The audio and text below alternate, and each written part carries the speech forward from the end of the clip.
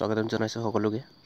যদি আপুনি অসম পুলিচৰ ABUB, APR, SI এইবোৰ পৰীক্ষাৰ কাৰণে প্ৰস্তুতি চলাই আছে, তেতিয়াহ'লে 2021 বৰ্ষৰ জানুৱাৰী, ফেব্ৰুৱাৰী, ডিচেম্বৰ কাৰেণ্ট এফেয়াৰ সম্পূৰ্ণ অসমীয়াত আপুনি ডিছক্ৰিপশ্যন লিংকত গৈ ডাউনলোড কৰি ল'ব পাৰিব।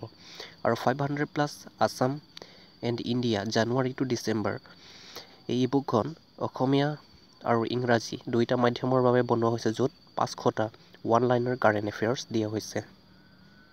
আজিৰ প্ৰথম প্ৰশ্নটোলৈ আহোঁ। শেহতীয়াকৈ ONGCৰ প্ৰথমগৰাকী মহিলা অধ্যক্ষ তথা মেনেজিং ডাইৰেক্টৰ হিচাপে কাক নিযুক্ত কৰা হৈছে? A. Violet Baruah, B. Lovlina Borgohain, C. Alka Mittal, D. Apala Mishra. ইয়াৰ শুদ্ধ উত্তৰ হৈছে C. অলকা মিত্তল।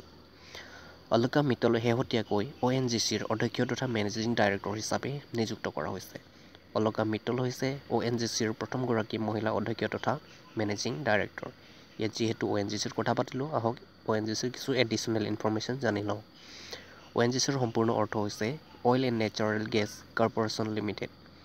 ONGCৰ গঠন 24 আগষ্ট 1956।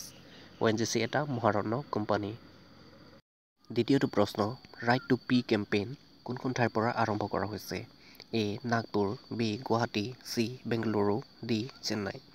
শুদ্ধটো হৈছে A. Nagpur. Right to P campaign Nagpur municipality corporation দ্বাৰা আৰম্ভ কৰা হৈছে। নাগপুৰ মহাৰাষ্ট্ৰত অৱস্থিত। মহাৰাষ্ট্ৰৰ কিছু এডিশ্যনেল ইনফৰমেশ্যন জানি লওঁ।